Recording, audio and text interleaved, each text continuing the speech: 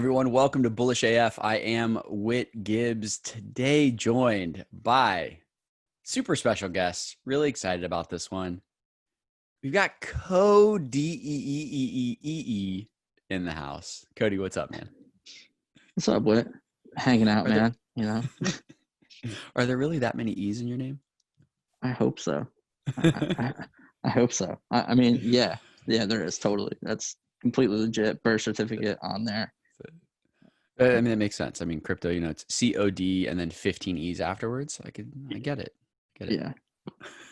So you're looking very dapper, very, let's say, period appropriate Yeah, for what's going on in the world today. for sure. And I'm in New York, so it's a mess. No, not trying to die. trying to move forward in my life right now. Yeah, dude. And look, man, you're somebody that is on crypto Twitter, very popular. You've, I mean, your growth has been fun to watch, and I know you're tied in with Blockworks group to an extent. But I'm glad that we're able to have this chat so we can, talk about your podcast, talk about how you got in the space, all of that fun stuff. So first things first, where were you born? No, I'm just kidding. How did you get into crypto, man? I had a few friends mining a while back in their college dorms, and they got me involved in it, and I thought it was super interesting, and kind of just took to it. The digital currency space is just so cool to watch it grow, seeing what you can do with it, and the fact that it's permissionless, especially in a world where all third parties are taking over, is very interesting. So as you dove into that and you got involved in the space, are you full-time crypto at this point? I would say so. I would say at least half my time is being involved in the space, whether it's just research or just talking to people either on the financial side or the tech side of things. So I know that's like the dream for a lot of people, right? How were you able to carve out your niche and make this a living instead of just like a hobby? Everyone's gonna laugh about this, but the truth is really just going out and going to parties and meeting people that have the same interest in crypto and the financial sector that I did. So I was lucky to live in New York, where all these people were getting together pretty frequently and collaborating at such a high rate that you can expand your network at least 100-fold compared to anywhere else, and do it very quickly. So I just made the kind of shift into the space and seeing what people needed, and started just throwing private events and having all these people get together and collaborating with other funds and getting projects together. And that's kind of just how I did it, man. Just networking at a very high pace and throwing fun events. And that was really it. Well, dude, that's how we linked up the first time, right? When I was in New York, that was so it was a very interesting thing. I mean, we were looking at a venue to have a hash rate party during Consensus Week, which didn't end up occurring for multiple reasons. But yeah, man, it's crazy how there's so many different opportunities. I mean, think about an industry, right? And in an industry like this, it's brand new. So like in a normal industry, you've got, people who organize events, you've got promoters, you've got advertisers and marketers and the administrative staff at certain, companies. And you've, I think, really carved out a market for yourself where you help basically community build is the way that I look at it, right? Like it's not really, I mean, you're not an event organizer, but you help organize events, right? You're not a promoter, but of course, anyone you're working with, you're helping to promote their brand. So when you're right now looking at the space as a person who's got, you've got a lot of experience, right? Where are you seeing the most opportunity? I think if you're not prepping for events, like live events, making a full force comeback, you're out of your mind. Dude, I went and paid $300 to go to a private event where it really was just me and 20 other people I knew, and we just had a steak dinner, but we got COVID tests on the way in. It was a finger prick. And dude, in through the door in less than 30 seconds. And it was legal to have it because we got tested on the way in. So I think if you're going to have private events and bring leaders into the space, that's going to be the way to go, because people are itching to be in contact with others. Everyone's over being stuck inside and drinking alone on the virtual happy hours. So that's a huge opportunity for anyone that wants to take it. Well, okay. So, all right, man, walk me through this. So you guys Okay. show up for steak dinner and you walk in and they prick your finger and you're able to get results back Dude, immediately? it was 45 seconds. Yep. The bar fills up, tells you if you're clear, and we were good to go. It's pretty wild.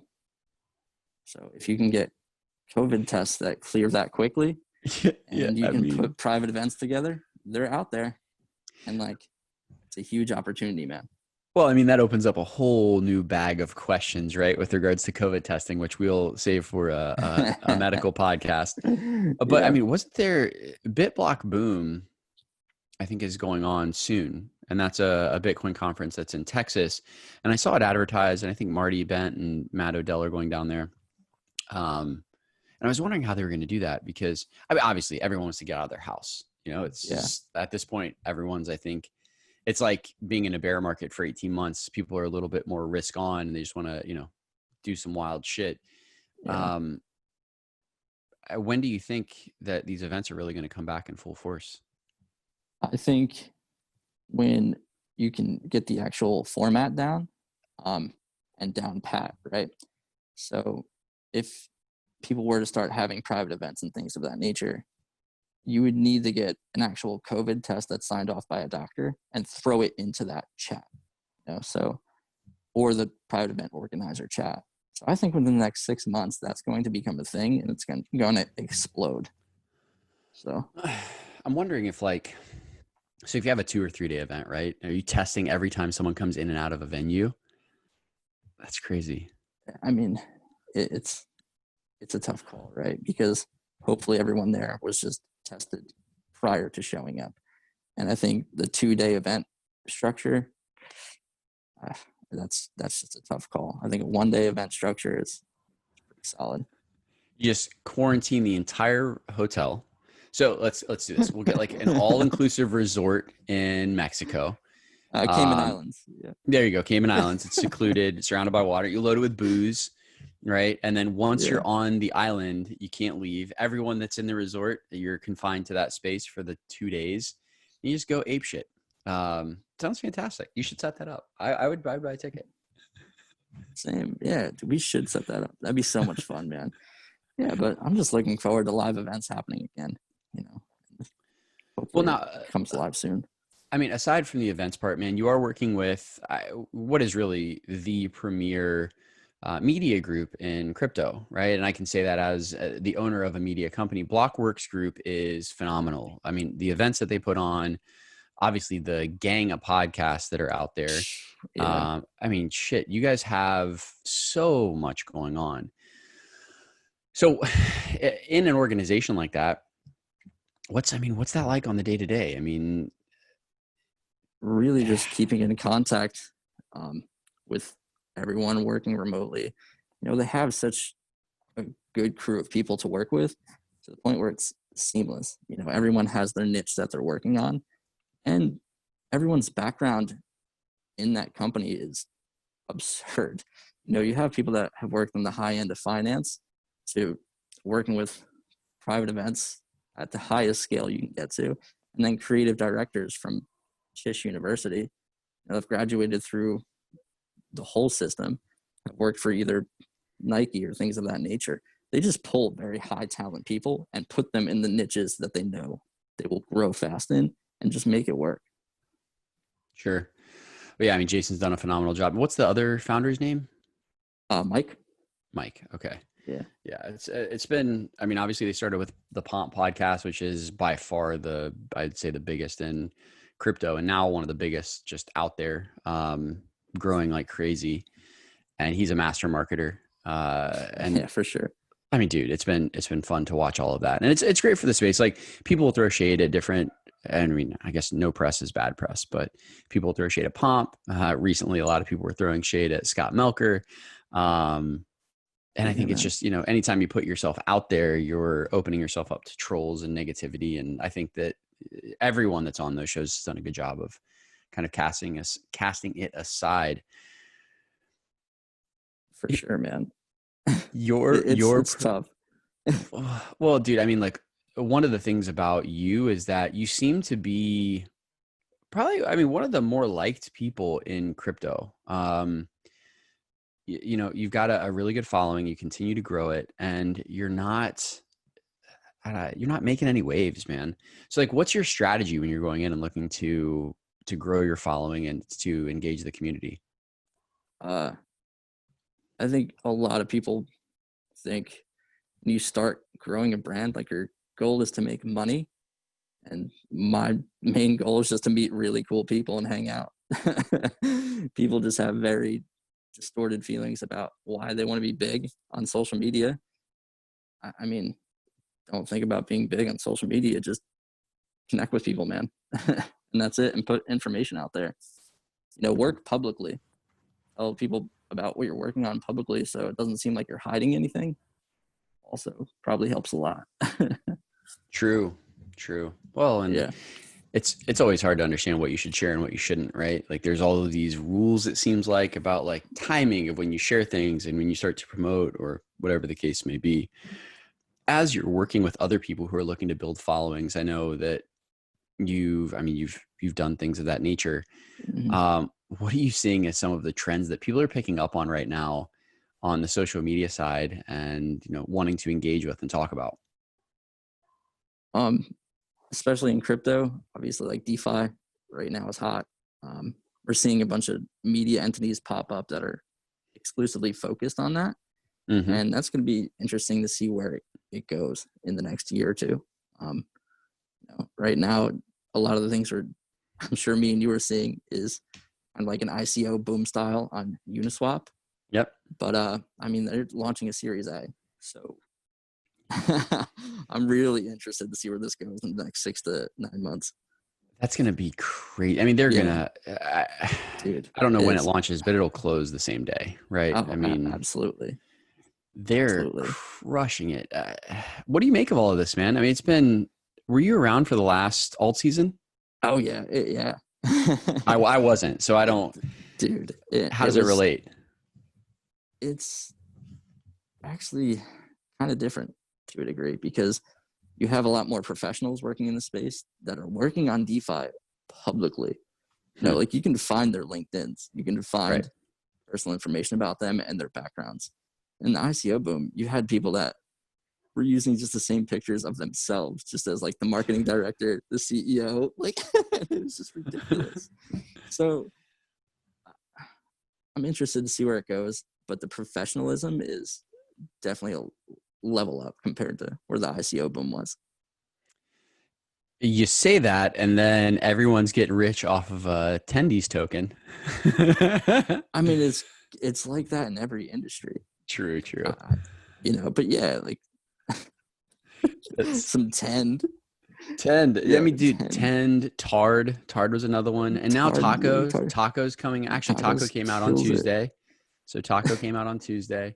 And when I tell you that it sold out in record speed, the private sale, that's not a joke. And today, Yam is the big story.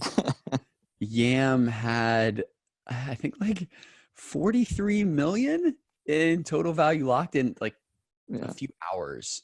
I mean, it's absurd, but it's also nice to see the commentary from people that you have people like Ryan Selkis who brings out his newsletter with his whole staff every day. And I think it was, I forget the subject title, but it was old yams for the subject line, and seeing people cover it like that with the expertise that he has and the staff to properly cover it. That's pretty refreshing, Yeah. So all of these meme coins are turning legitimate publishing houses into the Onion. It's fantastic. It's great. I want to know who the new BuzzFeed is in crypto. Man, we're starting to come into the hype cycle again. I think I missed the last alt seasons, and I'll say that very transparently. But as I'm seeing it now, and like how a lot of the projects are developing, and how there's really not any normie interest yet, like a very little bit, right? But we're not seeing people flock in just yet. Like I'll shit post on, like I shit post on Twitter, and I'll also shit post on Facebook, just because it's like a psychological study for me. I just want to see like how both crowds react. I'm kind of using Facebook as my top signal. There's no interest yet. I mean, very, very little interest on Facebook as to what's going on in crypto. So, I mean, that's exciting. That's looking at like the cycle coming up. Retail is going to hop in around 19 to 20,000 because every mainstream media outlet will be covering it. And, just like they called XRP at the top at like 389. Oh, I bought the it same then. thing again. Yeah. So I think the same thing is going to happen. It's like, why are you not getting ridiculously rich off of Bitcoin? And, we've been here the last 3 years, and we'll just see what happens. But that's what's going to end up happening. It's going to hit 20K. Retail is going to pile drive back in, and then we're going to see a brand new cycle kick off. But I really don't think the new bull cycle happens like as euphoria until we hit like 19,000, 20,000. And then it's just going to get chaotic. Bring that chaos on. You know what I'm talking about? Let's go. Let's go. Absolutely, man. Absolutely. It's cool to be sitting where we're at now, because all of the meme talk about from the past few years, you're early. It sounds good, right? And for the people who were here in 2015 and 2016 and got to experience 2017, I'm sure it felt good to say. But buying the top in 2017 and then riding the bear in 2018 and 2019, this feels fucking great. And it's nice. It's nice to get to experience this with everyone. And the level of salt on Twitter has gone down tremendous. Well, okay, so I got to ask you, the Bitcoin versus Ethereum camp, that seems to be going ham right now. Yeah, it's just it's just a handful of people. Like the thing, a lot of them don't fucking realize that no one else in the real world cares. They just want to make money. There are a few that actually understand the tech. We're not all developers, not all coders. We're not all these people. Yes, we're interested in hearing the backstory. We've been here for a while. We get what's going on. But if you look at it as like an outsider, someone coming into the space, they don't care. They don't care. Everyone preaches about inclusion, but we have these inner wars between coins. It just doesn't make any sense. And then it's just nonsense for the most part. Well, I mean, we've got, so your doppelganger, Mr. Peter McCormick, he's going to be hosting a debate between Samson Mao and Vitalik, which should be pretty interesting. I don't know. I'm wondering if Vitalik's going to throw a gym friend in there, just go for the gut check. No, but I mean, honestly, these kinds of debates are very, very interesting. They're talking about the amount of tokens in circulation, the total supply of Ethereum, which is a big debate right now. It is, man. Where do you stand on it? Do you think it matters?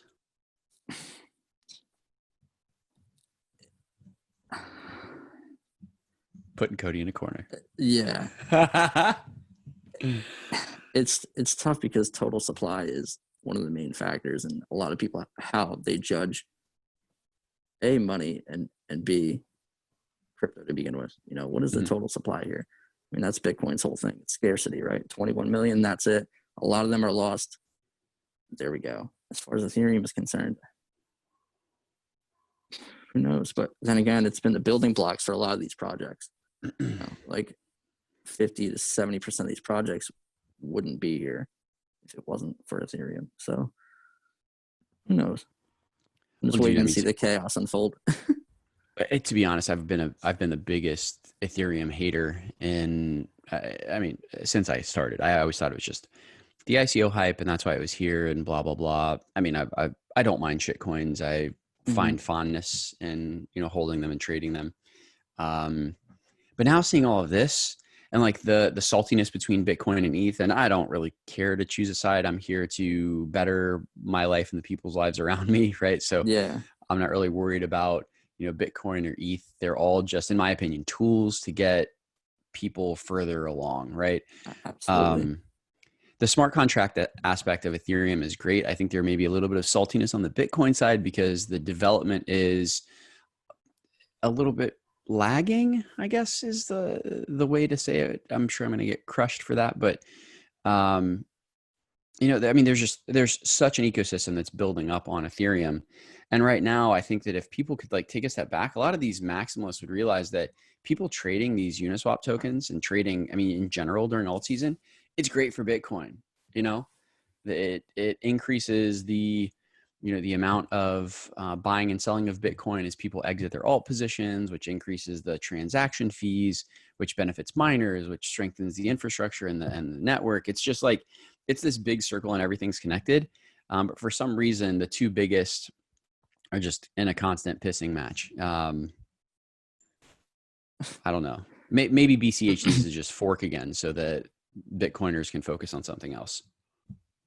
Yeah, pretty much. Pretty much. Yeah, it's interesting rivalries to kind of see take place and where people end up.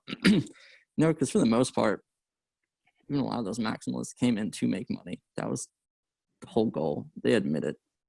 But down the line, they just became Bitcoin maximalists because they've been scammed. A lot of people flaked, X, Y, and Z, and that's completely understandable. But, at the end of the day, 95% of these people came in here to make money. So that's where their mindset was coming in. And kind of interesting to see where their heads are at now. Yeah, well, hopefully in the next 6 months, everyone is up significantly in their current positions, whether it's ETH or Bitcoin or altcoins or whatever, and everyone's happy and we can just go back to, champagne and yacht parties. I'm excited to just go, not go back, but it's it'll be my first time. I'm excited about barbecues and beer. And barbecues and beer. Barbecues and beer with more people. So, dude, I'm just excited to get back to New York, man. Hang out with you again. That was fun. That was a blast. Yeah. It was right at the beginning of it too. I think I arrived the same day. It was just the weirdest thing, right? Because you have all the news about this virus from China and how bad it is. I flew from Europe to the States. There's nobody on my flight. I get to the hotel in Manhattan and it's literally my entire hotel is people from China that have escaped, right, to come over and get out of the environment. So there's that. And then the city was still vibrant and full of life and nothing was shutting down. And that was that was the end of it. It was the last couple of weeks before the, life started to change. It's really weird, man. Is there any semblance now of life going back to normal or? There's a lot of outdoor dining. People are going about their lives, but it's not the same. It's, you're not going out 24/7, having a meeting, grabbing drinks, going out till 1 and doing the same thing over again. Everyone's still kind of tiptoeing to see what happens till the end of the year. And especially with, the real estate market there, rent has already slipped almost 9 to 10%. And I had a lot of friends move out and I've been spending half my time there and half my time in upstate New York. So I hope it comes back. Are you leaving the city, Codee? Are you leaving the city? I'm not leaving the city. I can't do it because there's going to be so many cultures that pop up because of this, because it's going to be way more affordable to live now. And I'm just excited to see who starts building out kind of new infrastructures and scenes within this fucking mess. So that'd be nice. Awesome, man. Well, it's good. So you've already shared what you're positive about, right? I think that's one of the coolest things. One of the coolest things about you, man, is you just do have that unfailing positivity. Every time that I've spoken with you or interacted with you or hung out with you, it's been fun. It's been positive. And it's needed in this space, right? Saltiness or no saltiness, you've been a positive influence, I think, on a lot of people. And man, I'm just glad that we were able to have this chat and get you on the show. I think not a lot of people know a lot about you, man. You you're a I try man to of keep mystery. it like that. I try to keep it like that to a degree. It's safer, I suppose. It sounds crazy as hell, but everybody seems to forget we kind of operate in a security space, you know. So putting too I much mean, out there is never smart. well, dude, for a while you were just, like pictures of your forehead and your feet. I should probably just go back to doing that. That was way better off because Yeah. it I was mean, definitely a lifestyle there for a bit. I guess, dude, if anybody was going to come after you, they're just going to accidentally kidnap Peter. So That's also true. He's way more important than me. That's for sure. Yeah. Oh man. Yeah. It's really strange, but the space is cool. I really enjoy it. There's a lot of good people working on a lot of good things, and just happy to be here. Awesome, man. Well, thank you for coming on the show. I appreciate you joining me today, Codee. This was awesome. Yeah, man. Thanks for having me. You're the man, and gotta hang out soon when all the chaos is done brewing. Just come to Europe. Let's do it. It's open here. Like there's literally not Where like are you in Europe? I'm in Latvia. To talk about shitty OPSEC, but like That's cool, everything is back to normal. My wife and my kids are at an amusement park right now, right? We've been traveling all summer. Yeah, dude, it's open. Like people are I mean, it's Eastern Europe, so no one is really too close to anyone anyway, right? Yeah. They just anyways, it's a different culture.